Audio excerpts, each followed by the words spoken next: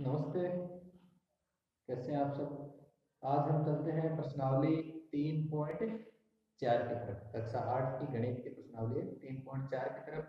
अभी तक हमने समलंब और समांतर चतुर्भुज पढ़े। आज हम कुछ अलग चतुर्भुजों के बारे में पढ़ेंगे।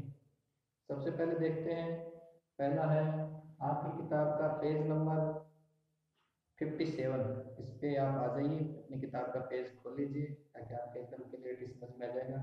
पहला बिंदु लिखा हुआ 3.5, उसमें लिखा हुआ कुछ विशिष्ट समांतर चतुर्भुज, यानी कुछ अलग प्रकार के चतुर्भुज कैसे होते हैं। पहला पहला इसमें दे रखा है समचतुर्भुज।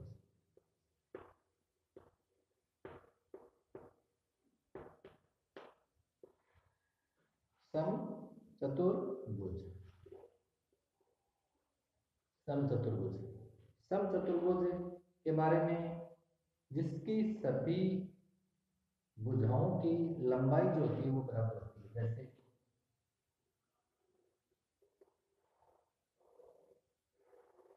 ये एक समचतुर्भुज है,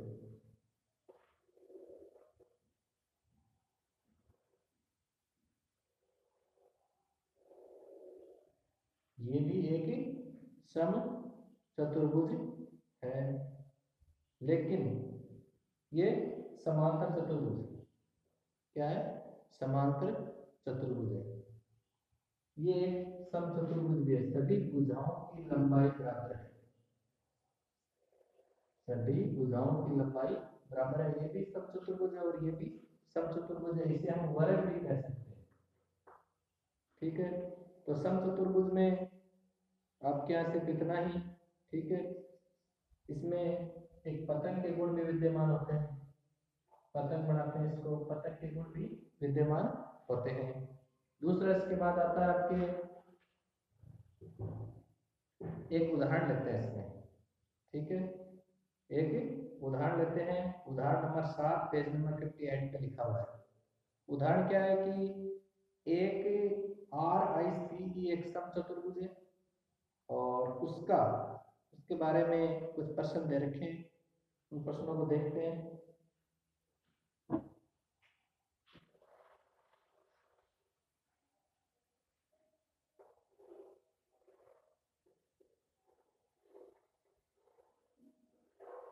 ये कोई समचतुर्भुज है।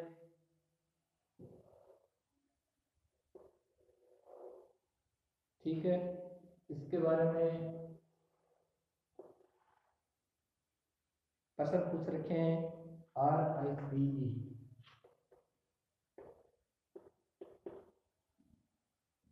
बीच में इसका सेंटर ओ है। ये जो रेखा ये 13 है, ये वाई है, ये एक्स है, ये यहां से यहां तक एक्स, यहां से यहां तक वाई। ये 5 सेमी है यहां से लेकर यहां तक, और ये यहां से लेकर यहां तक है 12 सेमी। ये कह रहा है कि एक्स वाई जेड का मान ज्ञात कीजिए। ठीक है, एक्स वाई जेड का, इस एक्स का मान ज्ञात करना है। तो एक चीज ध्यान में रखोगे आप, समांतर ये जो समचतुर्भुज होता है, ठीक है, ये इसके जो विकर्ण है एक दूसरे को समद्विभाजित करते हैं, यानी दो भागों में बराबर बराबर बांटते हैं। ये 5 है तो ये एक्स कितनी हो जाएगी? 5 आएगी, क्योंकि दो बराबर बराबर बांटते हैं। एक्स बराबर आ जाएगा 5। और ये अगर 12 है तो ये वाई कितनी आ जाएगी? ये भी 12 आ जाएगी। वाई बराबर भी 12 आ जाएगी। और इसमें जेड लिखा हुआ है। जेड, जेड इस रेखा के बारे में पूछ रहा है कि ये जेड कितनी होगी। तो ये जो रेखा आपको पता है कि समचतुर्भुज में सभी भुजाएं बराबर लंबाई की होती है, बराबर लंबाई की।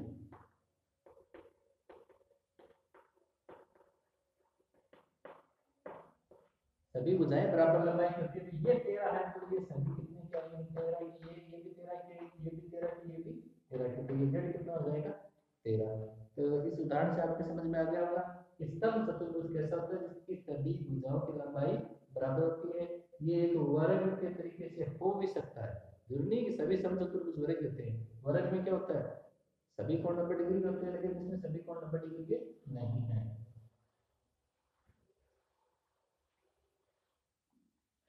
दूसरा,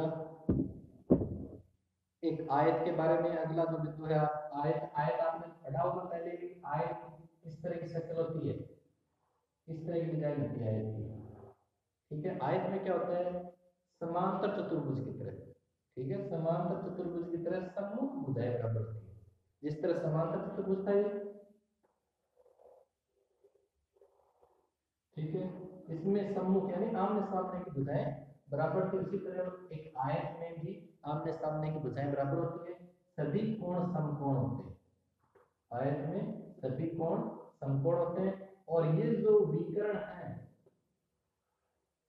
ये विकर्ण बीच में एकदम समद्विभाजक करते हैं और सभी के मान बराबर आएंगे, क्योंकि एकदम सेंटर में इनको समद्विभाजक करेंगे तो सभी के मान बराबर आएंगे। आयत का प्रत्येक कोण क्या होता है समकोण यानी 90 डिग्री का होता है, और आयत के सभी विकर्ण बराबर लंबाई के होते हैं, ये जितना है उतना ये आएगा आयत का। इसमें एक आयत के बारे में उदाहरण दे रखा है, उदाहरण 8 पेज नंबर 59, इसको भी देख लो। ज्यादा बड़ा मैटर नहीं है, इसमें आसानी से आपके समझ में आ सकता है। रेंट नाम का एक आयत इन्होंने बना रखा है, चलिए हम बनाते हैं। ठीक है, आर ई रेंट, इसको ऐसे समद्विभाजन कर रखा है। ये जो समद्विभाजन बिंदु है यहाँ पर वो लिखा हुआ है, यहाँ पर लिखा हुआ है 3x प्लस 1, 3x प्लस 1, और यहाँ लिखा हुआ 2x प्लस 4, 2x प्लस 4। सवाल में ये कह रहा है कि x का मान ज्ञात करना है, ये जो x है ना इनके साथ, इसका मान हमें ज्ञात करना है।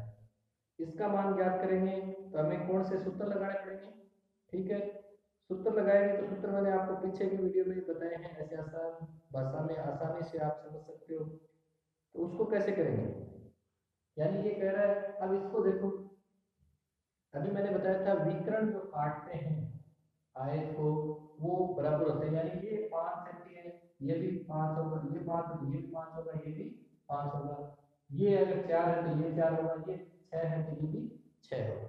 यानी आम जो विकर्ण है वो दो भागों में बांटते हैं, दोनों की लंबाई आधी आधी होती है, और दोनों ऐसे करें तो दोनों बराबर होते हैं, ये 5, लेकिन इसका हमें पता नहीं है कि ये है कितना, ये है कितना x का मान, ठीक है, x का मान हमें पता करना है, तो ये सभी बराबर आएंगे। अब x का मान पता करने के लिए हम इसको लिख सकते हैं 3x प्लस 1 बराबर 2x प्लस 4। ये क्यों लिखा, ये इसलिए लिखा 3x प्लस 1 मतलब ये लाइन बराबर है किसके, इसके, क्योंकि सभी लाइनें बराबर है इसमें, आयत में सभी जो विकर्ण के सभी जो अंदर के हिस्से होते हैं वो बराबर होते हैं समद्विभाजक के बाद, तो ये दोनों बराबर है। अब इसको सरल करेंगे तो आपको पता ही है कि एक जैसी संख्या एक सीध में आती है और जो अंकों वाली संख्याएं हैं वो एक सीध में आती है, तो ये एक जैसा है दोनों, इनको हमें इधर करना पड़ेगा, ये एक जैसी संख्या है इनको इधर करते हैं किसके बराबर के, तो 3x सबसे पहले इधर लिखा हुआ, सबसे पहले इधर रखा, ये 2x इधर आएगा तभी प्लस का है, इसके कोई निशान नहीं था, प्लस माना जाता है उससे पहले, ये माइनस का हो गया 2x, ठीक है। फिर इधर क्या लिखा हुआ है 4, अब इस एक को इधर लाएंगे तो ये अभी प्लस का है, माइनस का हो जाएगा। अब इसको सरल करें, 3x में से 2x घटाएं तो 1x बचता है, 1x, इसको हम खाली x भी लिख सकते हैं, यानी 1x बचा हुआ है बराबर 4 में से 1 घटाएं 3, यानी x का मान आएगा 3, इसमें रखोगे तो 3 गुणा 3 यानी 3 की 9 और 1 10, भी कितनी आ गई 10, और इसमें 3 रखोगे तो 3 दूनी 6 और 4 10, ये भी 10 आ गई, यानी दोनों का मान बराबर आया है। फिर दे रखा है वर्ग, आयत समझ में आ गया, ये होता है आयत जिसके सम्मुख भुजाएं समान होती हैं, सभी कोण 90 डिग्री के होते हैं आयत में भी। वर्ग, अभी मैंने पहले भी आपको बताया था वर्ग के बारे में, वर्ग एक तरह से समचतुर्भुज होता है क्योंकि सभी भुजाओं की लंबाई बराबर होती है। दूसरा, सभी कोण वर्ग के समकोण होते हैं और जो विकर्ण होते हैं वो बराबर दूरी पर काटते हैं। यानी अगर यहाँ पर कट गया तो ये जितना है उतना ये रहेगा, उतना ये रहेगा, उतना ही ये रहेगा। अभी जो आयत में था वो विकर्ण वाला सिस्टम आयत में और वर्ग में बराबर होता है, दोनों में सेम होता है। वर्ग के बारे में एक उदाहरण देख लेते हैं। चलिए, इसमें उदाहरण दे नहीं रखा इस तरह कोई वर्ग का, ठीक है। इसमें सिर्फ इतना बता रखा है इसके सभी कोण समकोण होते हैं और विकर्ण बराबर भागों में बांटते हैं। ये एक समचतुर्भुज होता है, ठीक है। और वर्ग एक समचतुर्भुज होता है, समांतर चतुर्भुज होता है। समांतर कैसे हुआ? समांतर ऐसे हुआ कि समांतर में क्या होता है, सम्मुख भुजाओं यानी आमने सामने भुजाओं बराबर होती है। इसके बराबर ये, इसके बराबर ये, एक समांतर चतुर्भुज भी हो गया। चलिए इस प्रश्नावली के प्रश्न देखते हैं। पहला प्रश्न आप देखिए 3.4 निकाल लीजिए, प्रश्नावली पेज नंबर 60 नंबर पेज है। पहला प्रश्न, कथन बताना है कि सत्य और असत्य है। हम उनको सवालों को निकालते हुए इनका उत्तर करेंगे ताकि आपके समझ में आ जाए। पहला प्रश्न कि सभी आयत वर्ग होते हैं। सभी आयत, ये आयत है, ये आयत है, ये आयत है, ये वर्ग है क्या? वर्ग पहले हमें नियम देखने पड़ेंगे कि सभी आयत वर्ग होते हैं। तो वर्ग में क्या होता है, सभी भुजाएं बराबर होती है। पहला नियम ये लगा लेते हैं, इसमें लग नहीं रहा तो इसका मतलब ये असत्य है, ये कथन असत्य है। पहले सभी भुजाएं बराबर है ही नहीं तो आगे हम नहीं बढ़ सकते। चलिए दूसरा प्रश्न, तो ये कथन पहला क्या हुआ, असत्य। बी देखो, बी नीचे की तरफ, सभी समचतुर्भुज समांतर चतुर्भुज होते हैं। सभी समचतुर्भुज एक समचतुर्भुज बनाते हैं, ये समचतुर्भुज है यानी जिसकी सभी भुजाएं बराबर हों वो होता है समचतुर्भुज। समांतर चतुर्भुज होता है, समांतर चतुर्भुज में क्या होता है, आमने सामने की भुजाएं बराबर होती है। तो इसमें देखिए ये इसके बराबर है, ये इसके बराबर है, तो ये सत्य है, ठीक है, ये कथन सत्य है। दूसरा हो गया सी, सभी वर्ग समचतुर्भुज और आयत भी होते हैं। सभी वर्ग समचतुर्भुज और आयत, सभी वर्ग एक वर्ग बनाया है, ठीक है, और सभी वर्ग समचतुर्भुज। अब ये वर्ग है, ये समचतुर्भुज होता है नहीं होता है? समचतुर्भुज यानी जिसकी सभी भुजाएं बराबर होती है, बिल्कुल होता है। आयत जिसके आमने सामने की भुजाएं बराबर होती है, 90 डिग्री कोण होते हैं सभी, तो इसमें भी आमने सामने की भुजाएं बराबर ही हैं। दिख रहा है अपन को वर्ग, लेकिन आयत का गुण है इसमें। क्या गुण होता है इनमें कि आमने सामने की भुजाएं बराबर होती हैं, तो इसमें भी आमने सामने की भुजाएं बराबर हैं। ये इसके बराबर, ये इसके बराबर है, भले इसमें चारों भुजाएं बराबर है लेकिन आमने सामने की भुजाएं भी तो बराबर है, आयत का गुण भी तो ये ले रहा है। तो ये हो गया सत्य। तीसरा सी भी सत्य हो जाएगा। डी देखते हैं, सभी वर्ग समांतर चतुर्भुज नहीं होते हैं। सभी वर्ग, ये वर्ग है, समांतर चतुर्भुज नहीं होते हैं। बिल्कुल होते हैं सभी वर्ग समांतर चतुर्भुज, ये गलत हो जाएगा, इसमें असत्य है। इसमें लिखा हुआ नहीं होते जबकि होते हैं। कैसे होते हैं, देखो, समांतर चतुर्भुज ये वर्ग है, ये समांतर चतुर्भुज है या नहीं है, है, जबकि इसमें क्या कह रहा है, नहीं है। तो ये है कैसे कि समांतर चतुर्भुज में सम्मुख भुजाएं समान होती है, इसके समान ये है, इसके समान ये, इसमें मान लो ये 4 है, ये भी 4 है, सभी 4 4 है, ये 4 तो इसके सम्मुख भुजा ये 4 है, इसके सम्मुख भुजा ये 4 है। इसका मतलब ये समांतर चतुर्भुज होते हैं। तो इसमें लिखा हुआ नहीं होते हैं, इसका मतलब ये कथन गलत लिखा हुआ है। इनको क्या लिखना चाहिए, ये लिखना चाहिए कि सभी होते हैं। अगला ई, सभी पतंगें समचतुर्भुज होती हैं। पतंग का आकार थोड़ा सा अलग होता है। पतंग का आकार आपने देखा होगा, इस तरह से हो सकता है पतंग का आकार, ठीक है। तो ये समचतुर्भुज नहीं है क्योंकि समचतुर्भुज में सभी भुजाएं बराबर होती हैं, तो ये भी असत्य है। अगला, सभी समचतुर्भुज पतंग होते हैं। हाँ, ये हो सकता है, एक समचतुर्भुज है,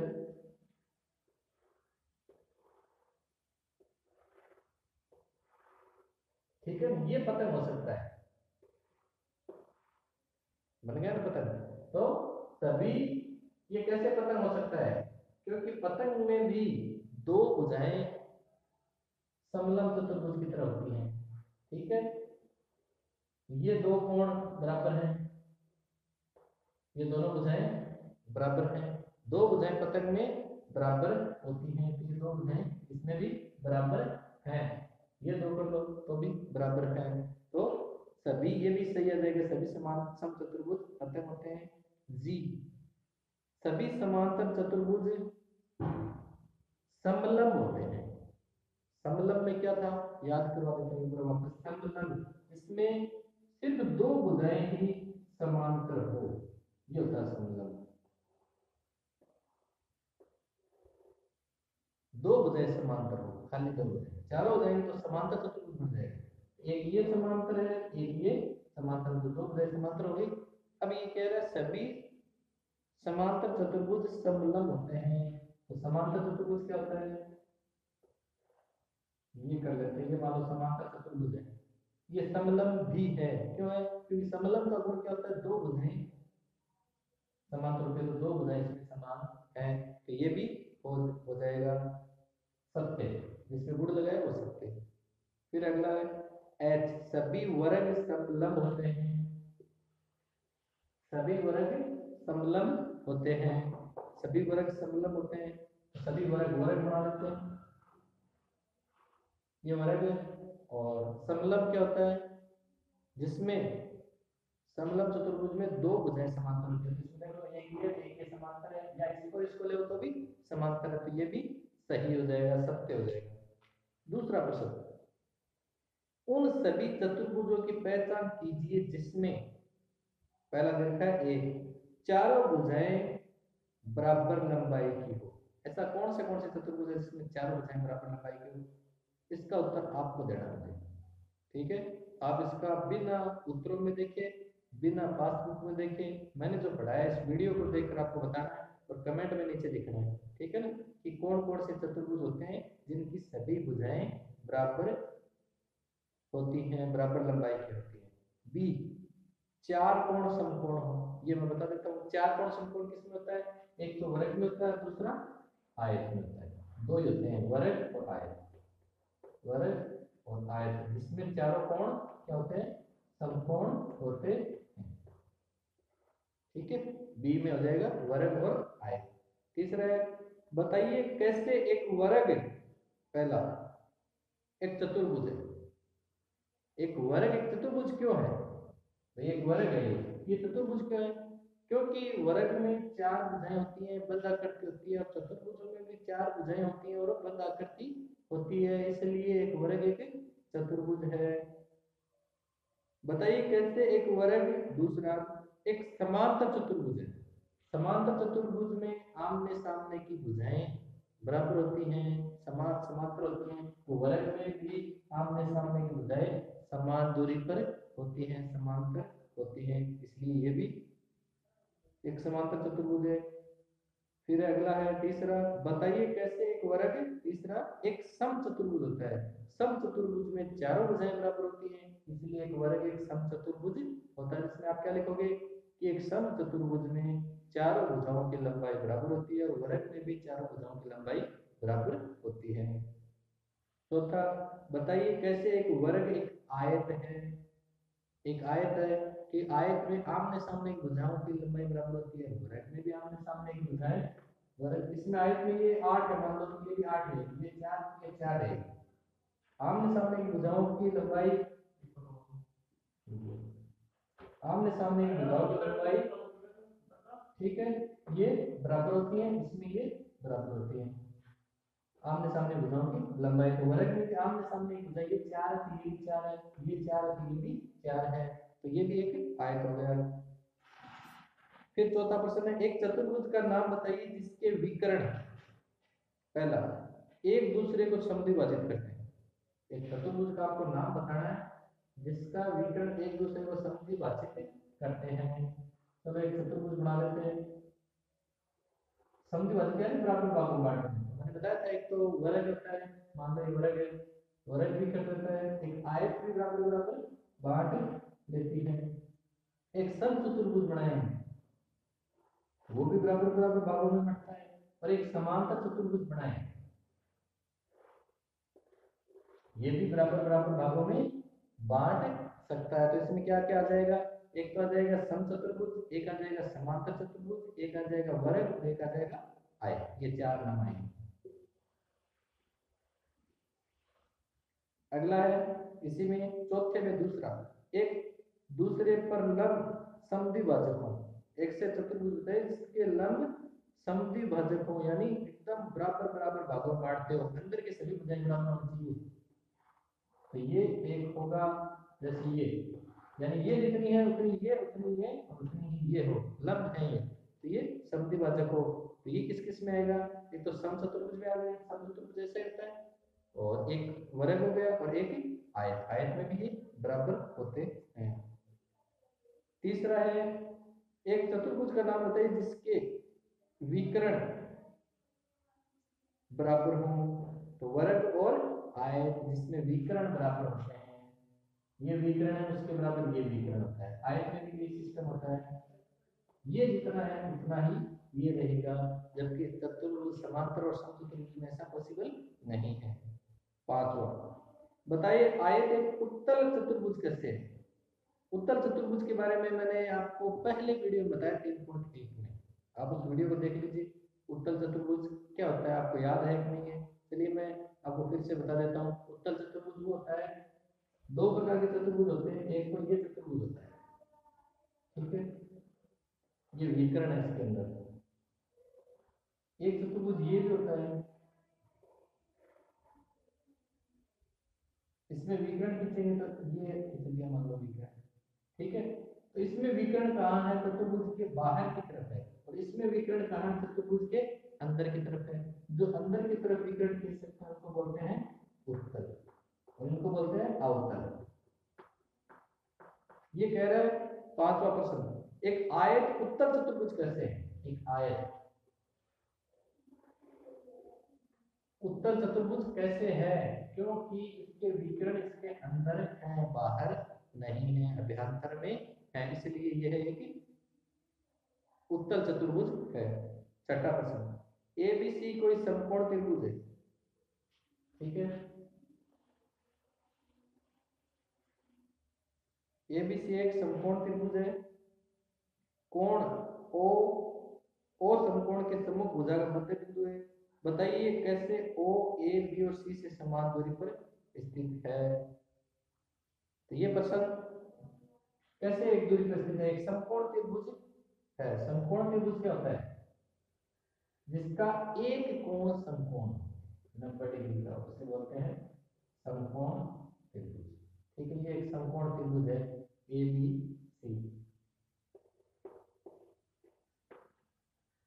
ओ इसका मध्य बिंदु बता रहा है, ये ओ है। अब ये कह रहा है ओ ए ओ बी ओ सी से समान दूरी पर स्थित है, ये कैसे पॉसिबल है, ये समान दूरी पर स्थित है, ठीक है। अब इसमें क्या करेंगे, हम इसका दूसरा भाग लिखेंगे, ठीक है।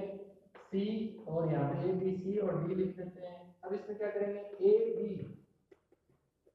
समांतर किसके, डी सी के, और बी सी समांतर है ए डी के।